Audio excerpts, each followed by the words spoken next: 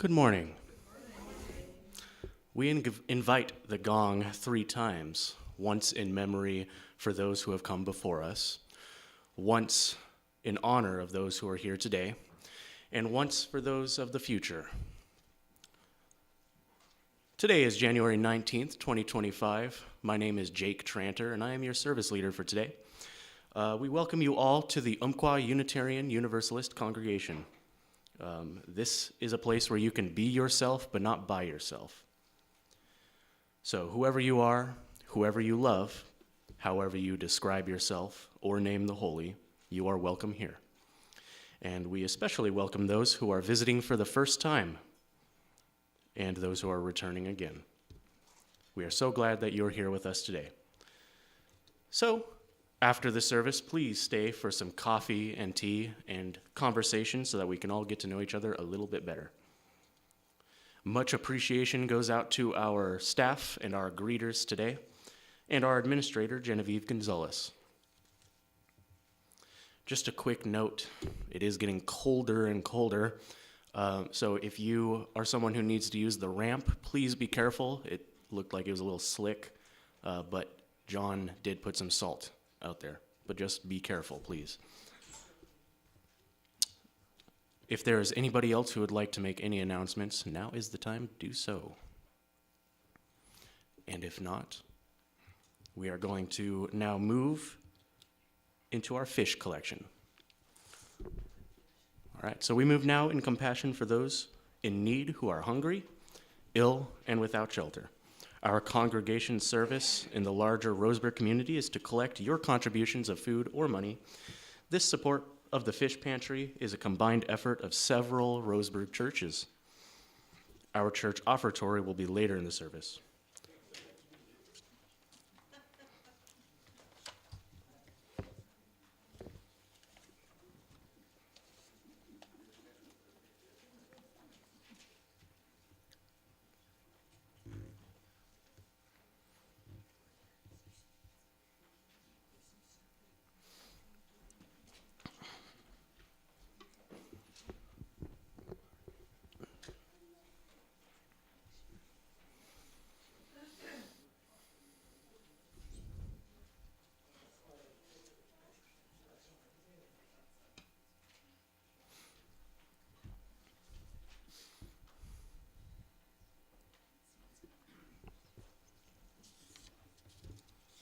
Thank you very much. Your gifts will help others. And now I'd like to move into some opening words. In this sacred space, we gather to reflect, to learn, and to grow. Let us open our hearts and minds to the truths that challenge us, the hope that inspires us, and the courage that sustains us. Together, we seek understanding and the strength to create a world rooted in justice and compassion. And now we light our chalice with these words. We light this chalice as a beacon of hope, a flame of resilience, and a symbol of our commitment to justice. May its light guide us in our pursuit of truth, illuminate our path towards peace, and remind us of the power of unity in the face of adversity.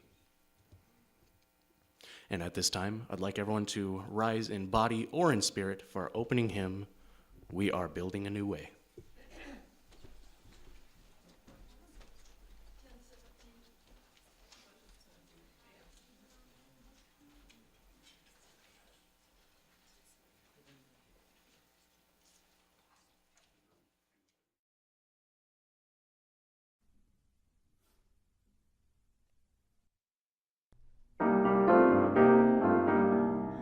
We are building a new way.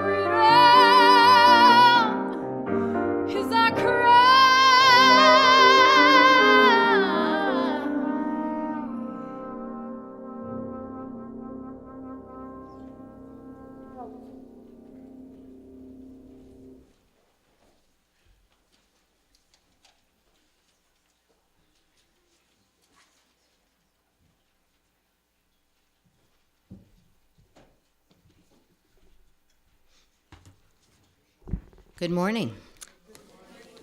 We take this time in our service to share joys and concerns with silent or spoken candle lighting. Those of you who have a spoken candle, please form a line to my right.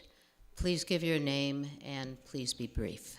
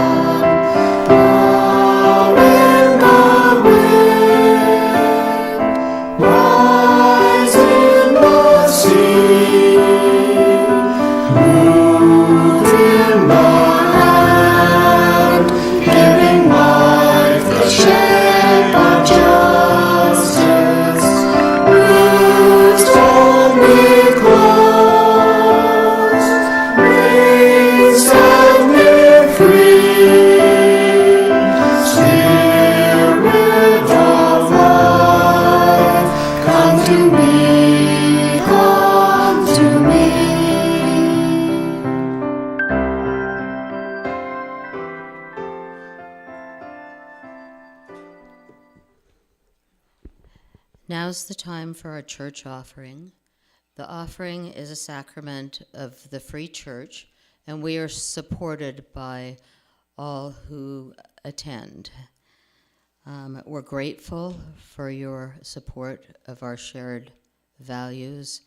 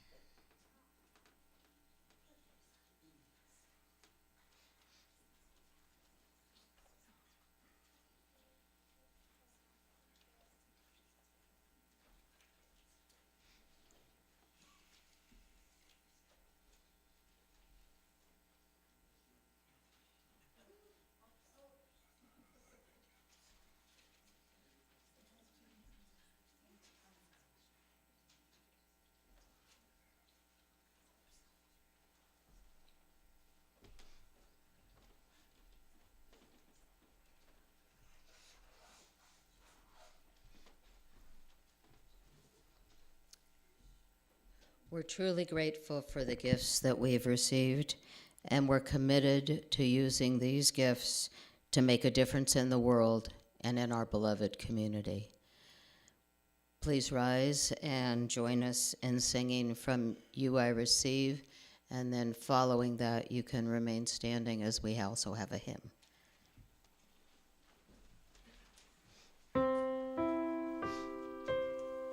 From you I receive, to you I give. Together we share, and from this we live. From you I receive, to you I give. Together we share, and from this we live.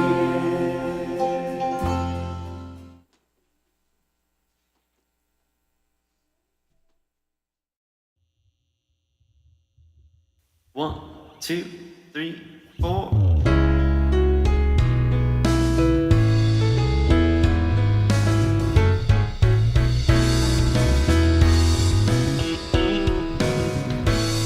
The promise of the Spirit,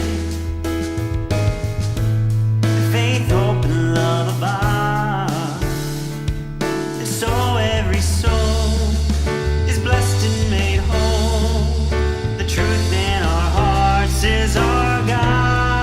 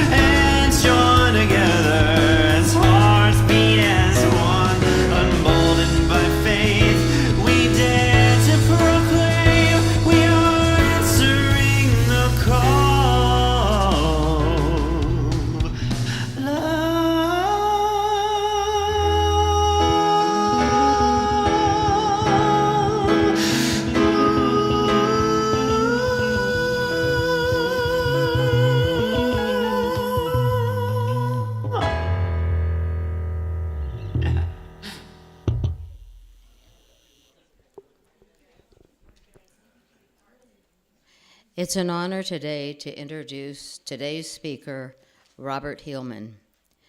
Robert is an award-winning writer.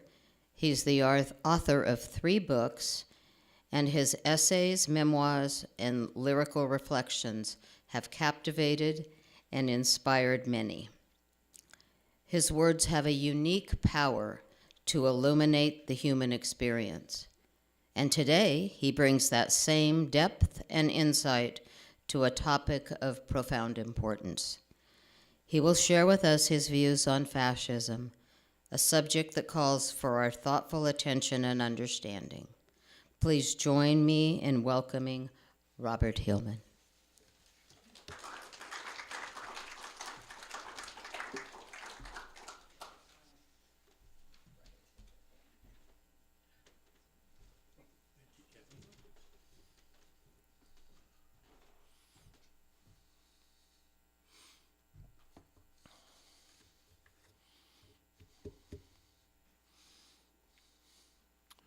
I find that I have to use a larger typeface these days. 14 point instead of 12 now. Quite often I wing big parts of what I'm taught when I'm out speaking in public. Today I'm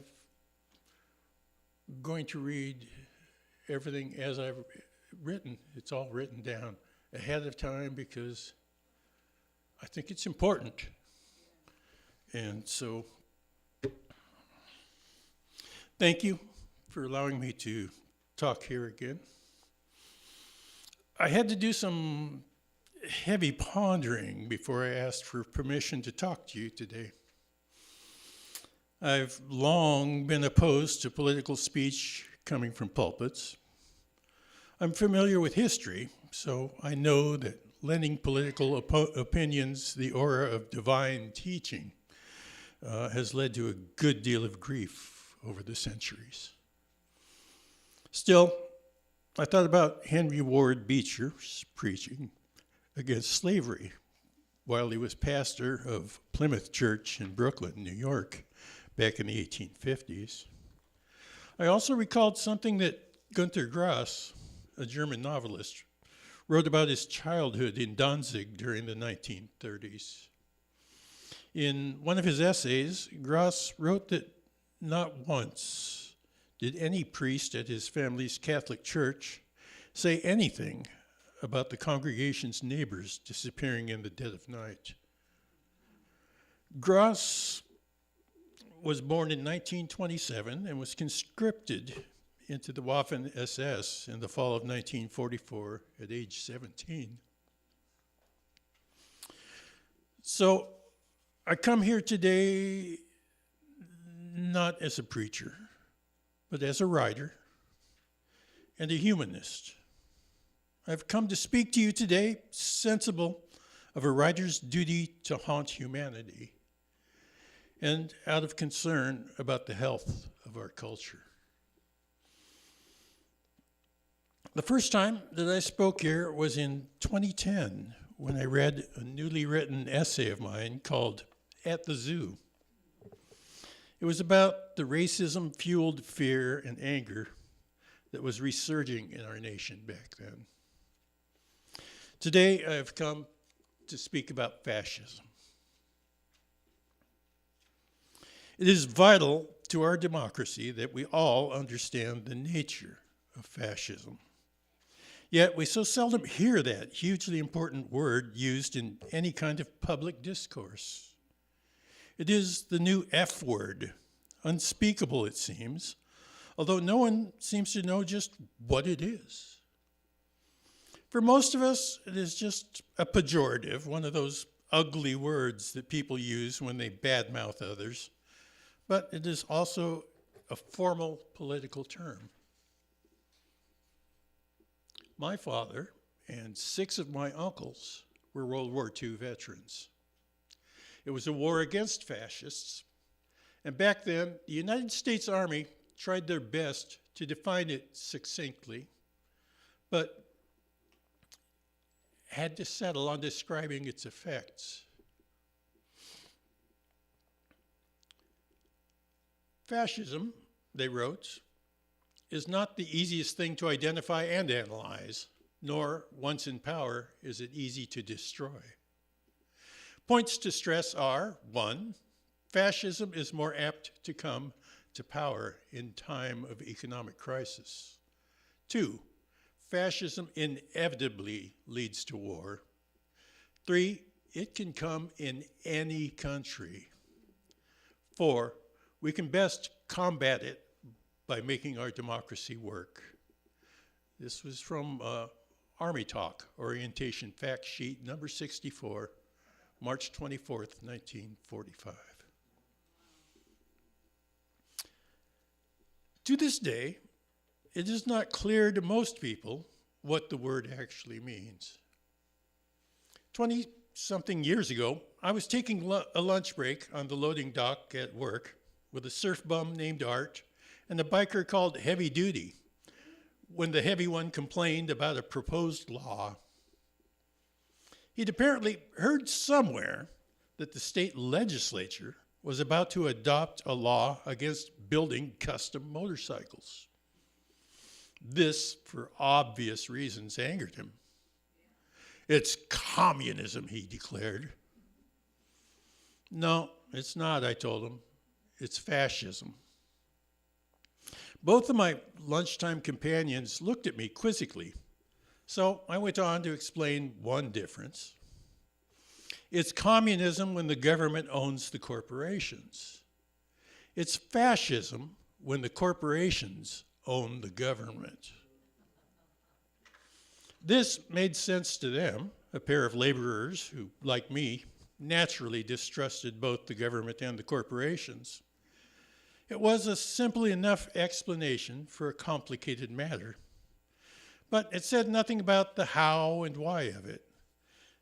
The difficulty in talking about it is understandable. Explaining fascism is not the sort of thing that lends itself to bumper sticker slogans.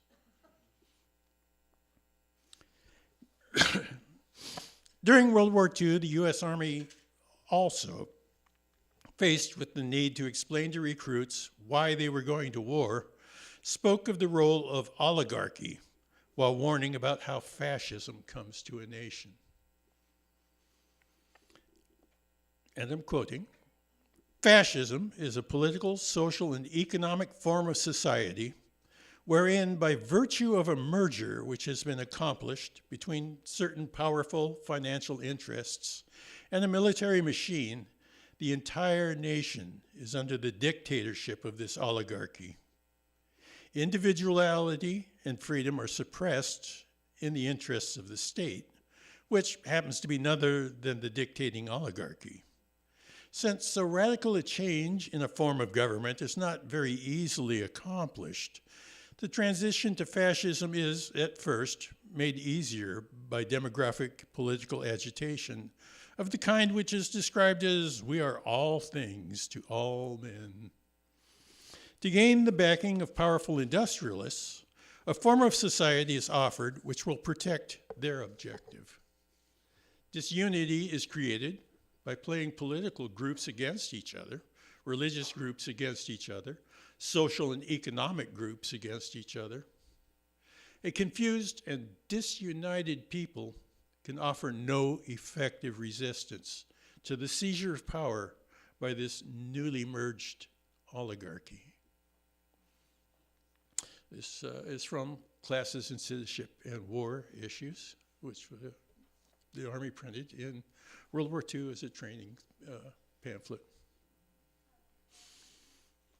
Fascism isn't an ideology in the same sense that communism, socialism, and free market capitalism are.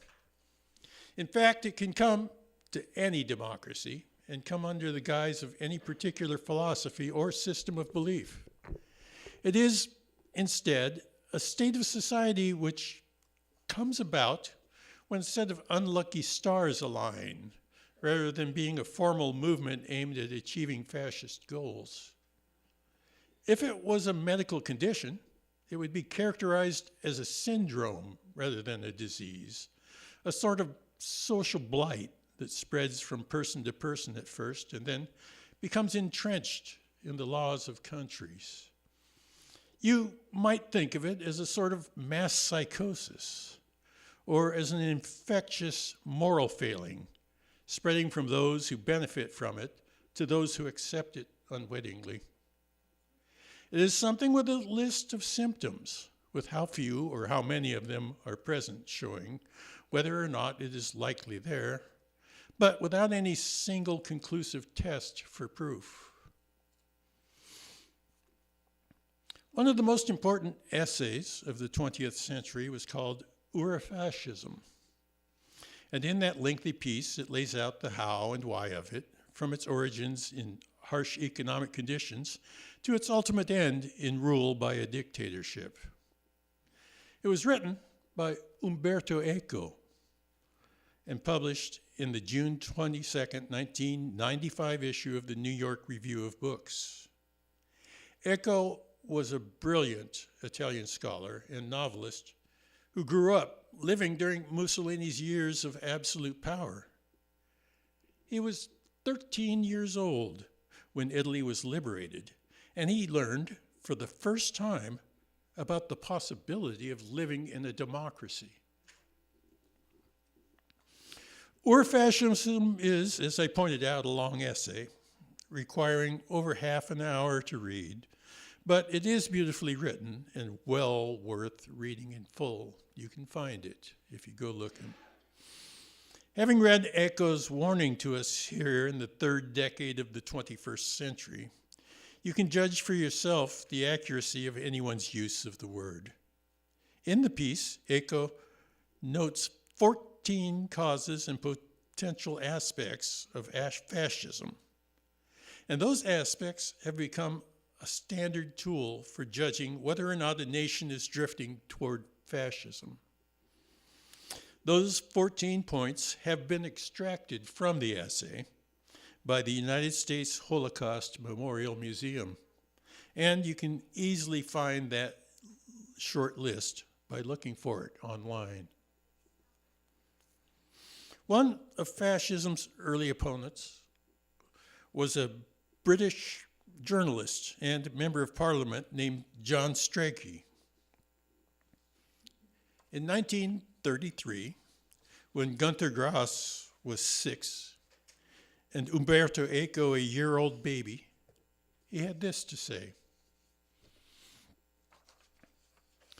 "Fascism denies every one of the assumptions upon which the progressive movement is based.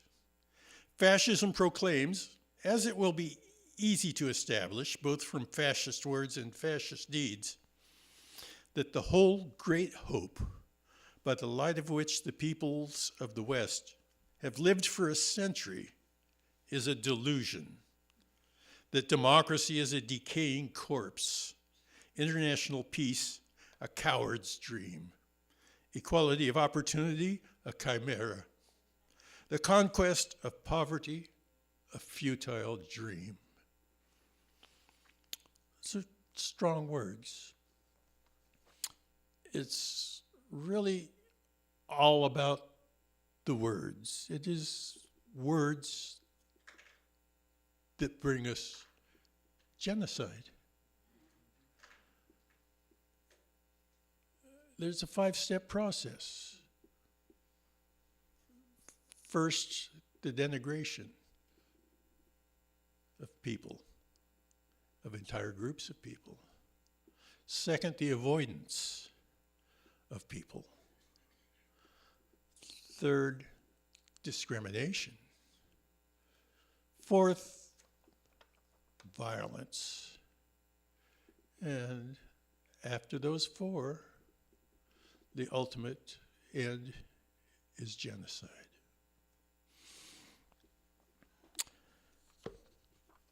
Madeleine Albright was Jimmy Carter's Secretary of State, the first woman to ever hold that office here in the United States. And she passed away in 2022.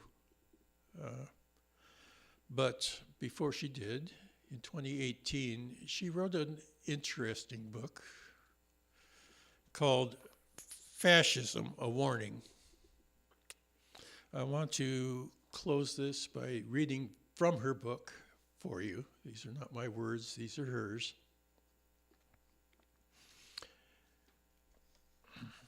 We cannot, of course, expect every leader possess the wisdom of Lincoln or Mandela's largeness of soul. But when we think about what questions might be most useful to ask, perhaps we should begin by discerning what our prospective leaders believe it is worthwhile for us to hear. Do they cater to our prejudices by suggesting that we treat people outside our ethnicity, race, creed, or party as unworthy of dignity and respect? Do they want us to nurture our anger towards those who we believe have done us wrong, rub raw our grievances, and set our sights on revenge? Do they encourage us to have contempt for our governing institutions and the electoral process? Do they seek to destroy our faith in essential contributors to democracy, such as an independent press and a professional judiciary? Do they exploit the symbols of patriotism, the flag, the Pledge of Allegiance, in a conscious effort to turn us against one another? If defeated at the polls, will they accept the verdict or insist without evidence they have won? Do they go beyond asking about our votes to brag about their ability to solve all problems, put to rest all anxieties, and satisfy every desire?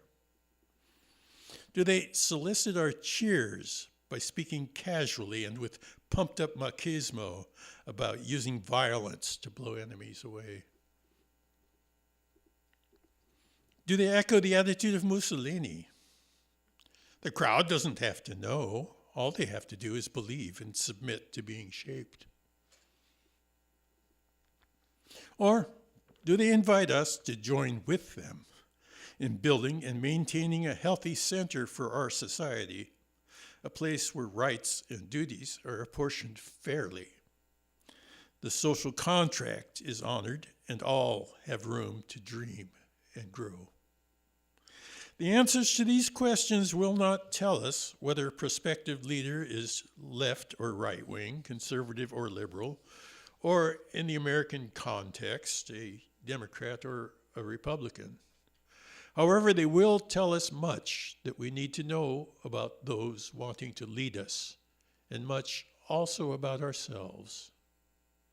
For those who cherish freedom, the answers will provide grounds for reassurance, or a warning we dare not ignore.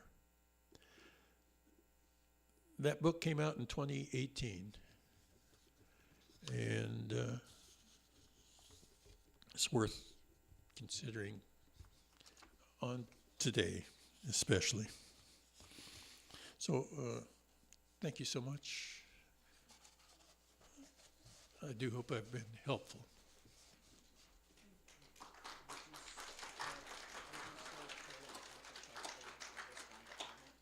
Oh, absolutely, yes. You want to do discussion stuff? Yeah, if you're okay. Okay. Okay, you can be there and I'll have Jake take the mic around. Yes. Okay? Kathy says she'd like to open things up for discussion. So those of you who are wanting to discuss and aren't disgusted,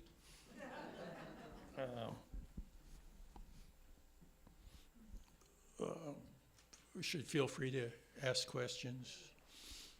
Jake will come around and pass the mic to you. Oh, yes.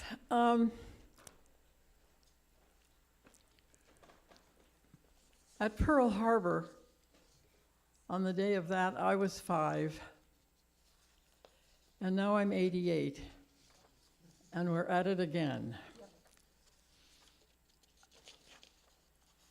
those of us who are in our 80s, we're going through war after war after war as our young selves. And as an 88-year-old person of Unitarian persuasion, I find it difficult to even understand why I still believe the heart is important and that heart and love is the basis of how human beings need to treat each other. So that's my challenge now. And I'll come before you before long with the idea that when I am angry about something or some thought, what do I do to get my heart in charge instead of falling for all this shit that you're talking about? So anyway, thank you for letting me know it's identifiable, it's here, and if I can find that woman's description, it will help me understand what I have to get used to recognizing way before I have any intention of submitting to being shaped.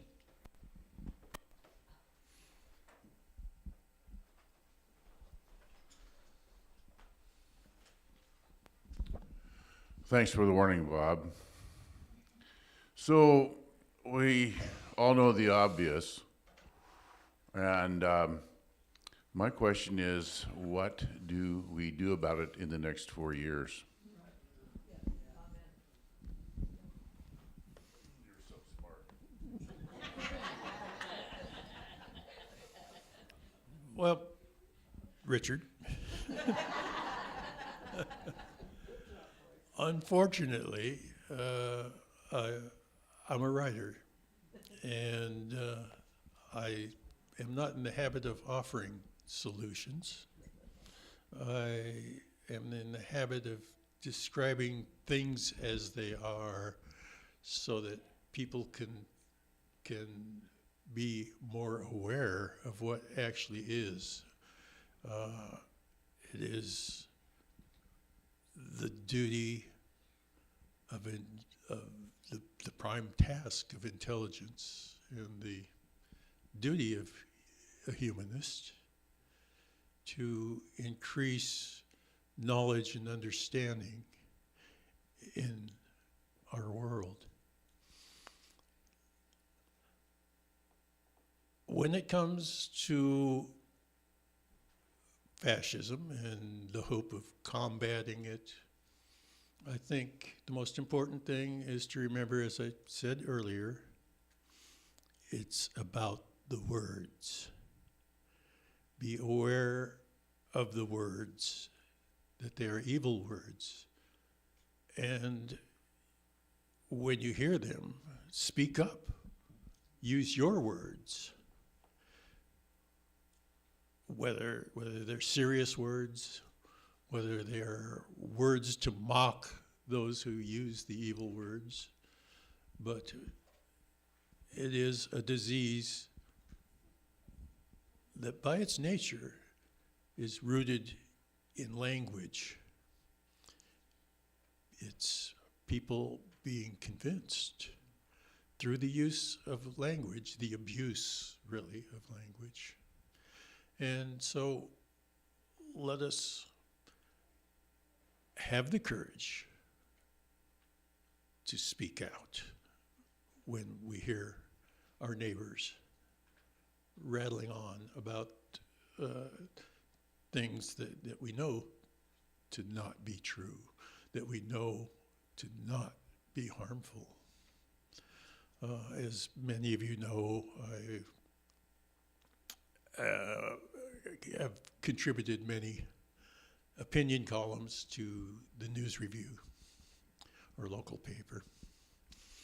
And many times over the years, I have had people come up and thank me for writing those things. But many times over the years, I've also wished that I wasn't the one speaking, that others were doing that work too. And so at times it has felt kind of lonely doing that work. And as you know, Richard, I have at times paid consequences for doing that. So, but no, it's again, watch your language, watch other people's languages. And if you want to fight back, use language to fight back, because that's the only thing that works.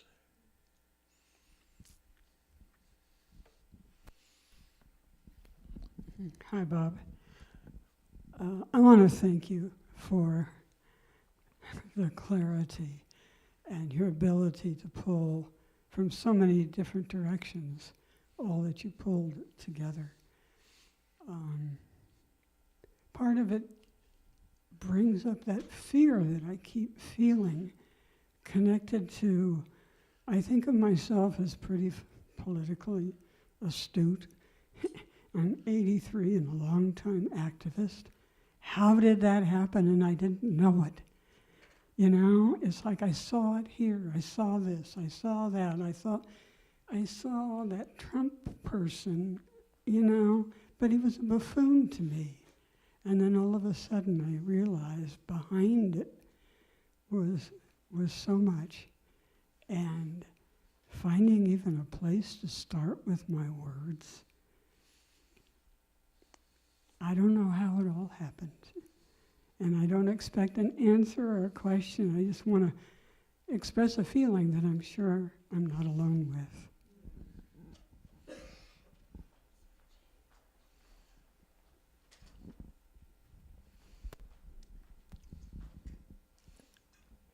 One of my favorite quotes, and I don't know if I'm going to get this exactly right, but I'll try. It's by Edward Everett Hale, and he said, "I am but one, but I don't refuse to do that what I can do."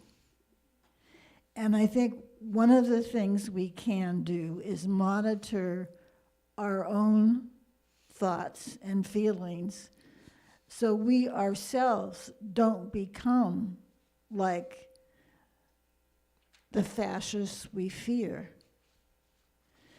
And another thing that ran through my mind is, if it comes, fascism all comes after times of economic hardships.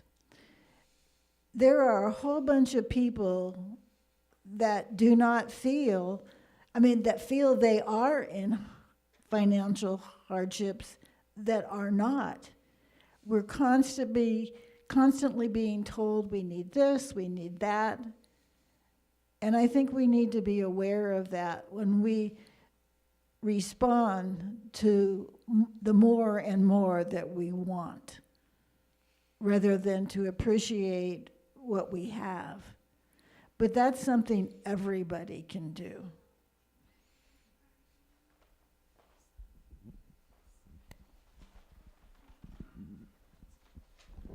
Thank you, Robert, for this, and thanks for answering Richard's question there and ending on talking about speaking up, because you're not the only one who's felt lonely about speaking up at times around here. And that's what I love about Unitarians. They speak up and been activists for years and years when you look at our history. And I'm proud to be a card-carrying Unitarian here with you all today. And I'm definitely going to speak up. I'm going to speak up because my two grandfathers, who I never met, were killed. I always say the Nazis, but I should rephrase it as the fascists in World War II. It seems, I have like a comment, but if you have any comments on this here, I think it seems like one of societal's problems, I know some 35-year-old kids, and they get all their news over the phone. They don't read books like us people who like to read books and see knowledge and history from people and writers like yourself. And they're getting this information, and it has a lot to do with technology.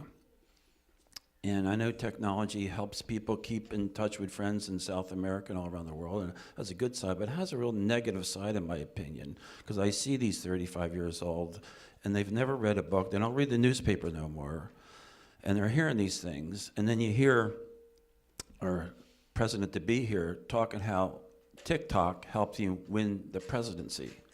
I mean, there's a lot of proof that people are just not being informed here, younger people and stuff. And do you have any comments on how we have to try to get to younger people to be leaders that kind of turn around the information and misinformation that's going on? Well, to begin with, as of today, TikTok no longer exists here in the United States. Just thought I'd point that out real quick. It's talking to people. It's talking to them. If you want to influence younger folks, go talk to them. That's really how we influence each other, you know. So much of what leads to this divisiveness that we keep talking about, the polarization in our country, is a matter of people who are not talking to people who think differently than them. And so finding ways to break out of that is extremely important. And once again, I do not claim any wisdom, to tell you the truth, Bob. I've learned a few things over the years and all of that, but I did not come here today to offer solutions. I'm hoping to get people to start looking for those solutions, to be aware that there's a need for those solutions, and trying to give people the tools that they're going to need to start looking in the first place. So, but the rest of it's up to all of you. It's not mine to do, other than, you know, my little part, which is to speak out once in a while.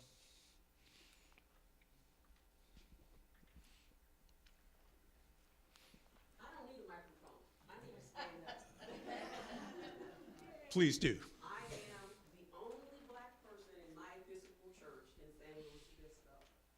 And my parish comes to me and asks me, what do we do to support you? What do we do to bring this all out? And this gentleman gave me the answer I've been looking for 5 years. Use your words. Yeah. And I sit here and thought, he's preaching to the choir though. We got the words. I'm going to add to that. Take it out there. You brought that up.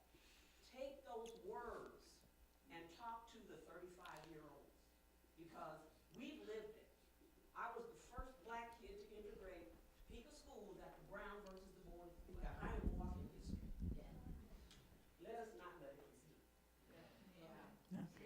I want to add, I want to answer you, Bob. You don't come around often enough.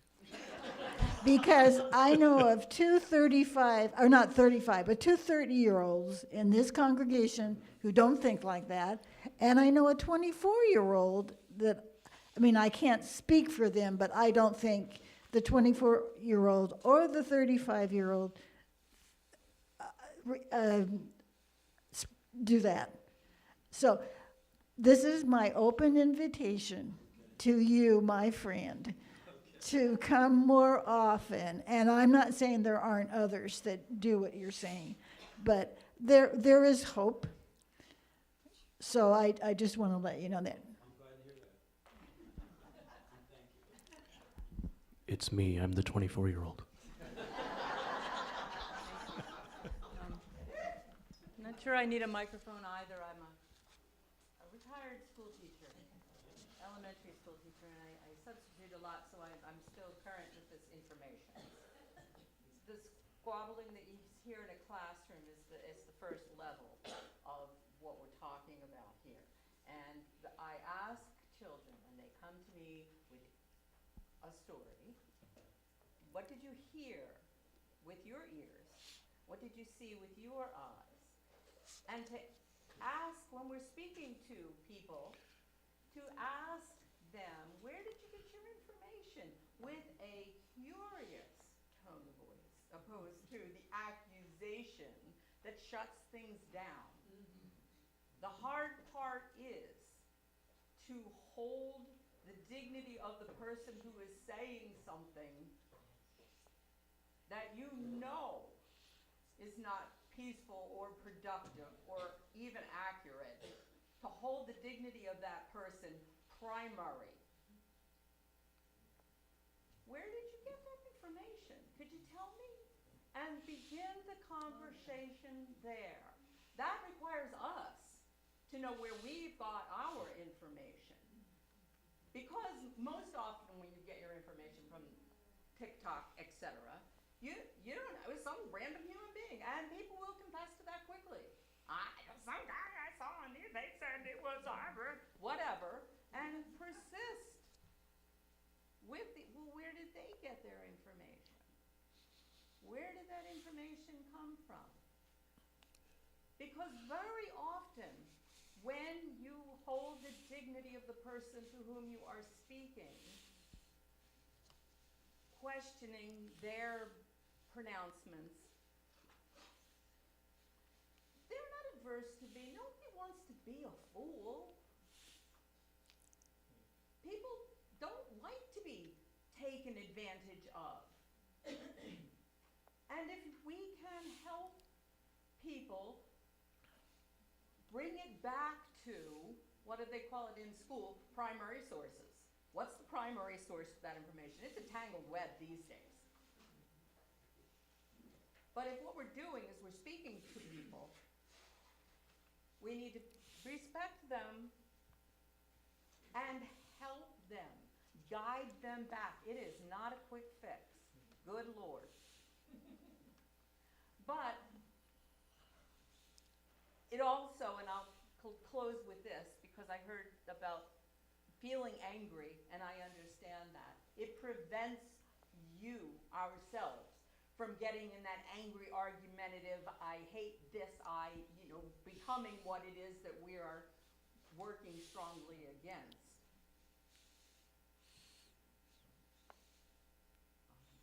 So we're doing ourselves a favor. Also, in addition to clarifying what's really going on. It's a lot of work. Oh, I was asked to introduce myself. My name is Mary Jo Louise, and thanks to the kindness of this congregation, the Umpqua Valley Worship Group Religious Society of Friends on Program Quaker meeting now meets in the space in the afternoons on Sunday. So that's who I am and where I came from. And I'm very grateful for what I hear here. Thank you. Thank you.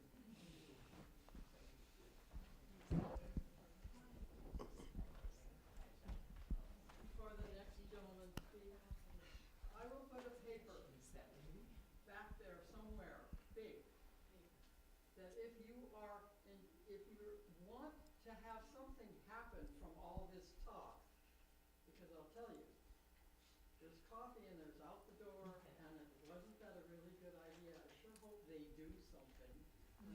Now, if you want to become the they who does something differently, there'll be a paper back there for you to sign up and your phone number so we can actually do something. This is where we drop it, unless we do something. Thank you. How close to you? How close to that mouth should this be? Okay, my name is Charlie Broberg. I I live a little bit farther out, another electron orbit from I think most people here. I started out like Robert, planting trees, and moved into logging, and I live amongst people who believe very differently than most of you here. I've been living amongst them for like 50 years. I know their kids, I know their grandkids. I really respect and admire them, but the way I tell my friends, I make a joke of it. I say, I sort of feel like I'm a graduate student way up the Amazon amongst the Yamamoto, and these are good people. They're humans just like you and me, but at the end of the day, they're headhunters. Don't let your head end up on a stake. I'm very leery about trying to start conversations with them, because they are so sure they are right because God told them so. And I'm just saying, your courage and your loving nature, that's a great thing, but don't expect to win the first few battles because it's going to be very tough. I mean, the light of true belief shines in their eyes, and this is very hard. You can love someone and still see that they're batshit crazy by my standards. Yeah.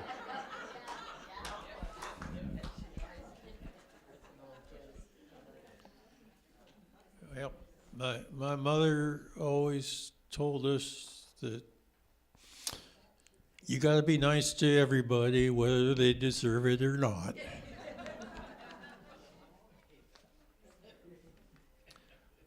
Hello, I'm Scott Mendelson. This is the first time I've been here. It's really a joy to be here. There's some very fine, loving people here. But something that Robert said that I think is really important is when he said that fascism isn't something you can put your finger on, like communism or capitalism or libertarianism. In my view, political parties and philosophies are driven by the economy, who runs it and who benefits from it. And political movements are driven by anger over the economy isn't being run right. But fascism is something different because it's not driven even by anger or by philosophy. It's driven by fear and hatred. That the economy is robbing me because Jews run it, or the economy's being ruined because these Mexicans are coming over and taking our jobs. It's something visceral, and it goes beyond philosophy and anger and logic. And I think that something that must be remembered is that fear and hatred can infect any philosophy. It's really important not to take a stance of self-righteousness because we're based in some philosophy that can't be assailed by fear and anger, fear and hatred rather, because it can, whether it's secular or the Catholic Church during Franco's reign of terror. They were fascist through and through. The communists that were secular, fascist through and through in Stalinism. Any philosophy can be infected, and the only true weapons against fear and hatred are words and education and the willingness to allow people to express themselves and to converse about what is said. But we need to keep close guard because it can infect any philosophy, and we can never be fully safe.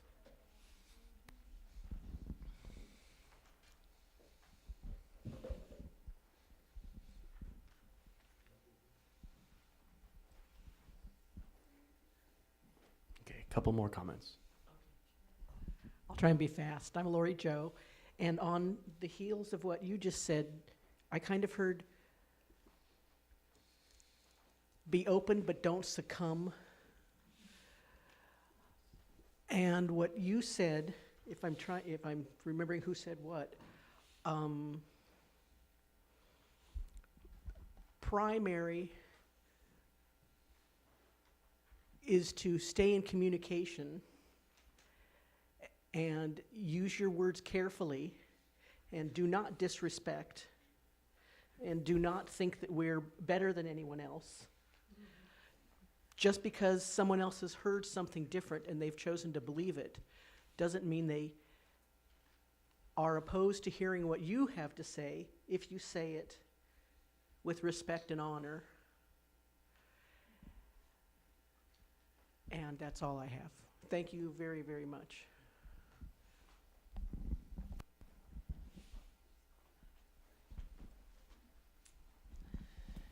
My name is Debbie Capel. I don't come here very much, but when I do, warms my heart. Unitarian forever. Met this guy, and he steered me the right direction. He was one of the first people I met out here. Anyways, when it comes to speaking up and trying to do the right thing, I mean, between Bob's opinion in the paper and Marianne Wilcox, you know, and her opinions in the news review, I mean, it was always so refreshing, and it would kind of open your eyes and go, you know, I didn't really think about that. But yeah, coming from Chicago, I really don't have a problem speaking up for what I believe is right. But, you know, it just goes that way. But anyways, I'm really glad to see you guys here. Thanks, Diane.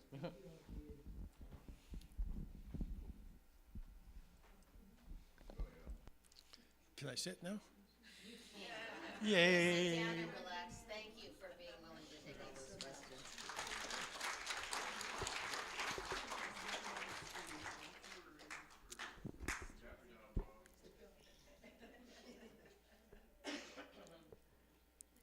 We have a closing song. That is We Shall Overcome. And then if you'll remain, well, no. Just we have a closing song. I'm getting ahead of myself.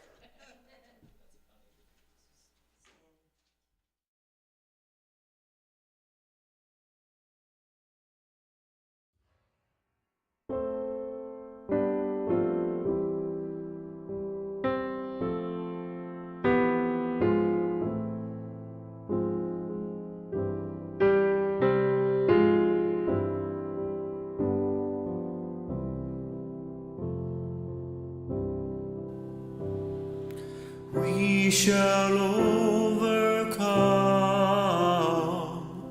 We shall overcome. We shall overcome someday. Oh, deep in my heart, I do believe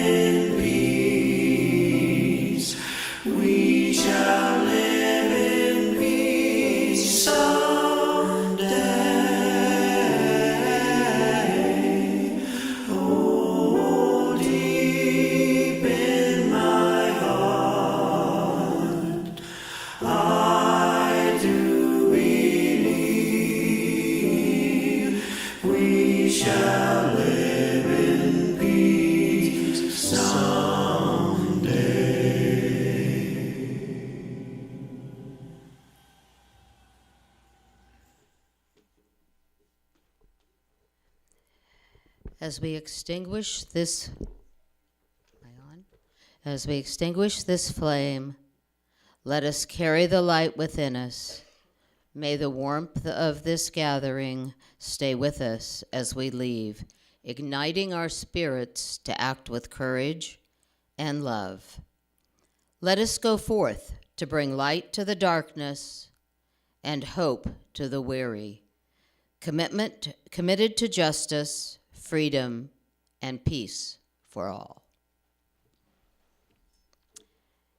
And now, as is our tradition, we form a closing circle and join hands and sing our closing song, Go Lift It Up.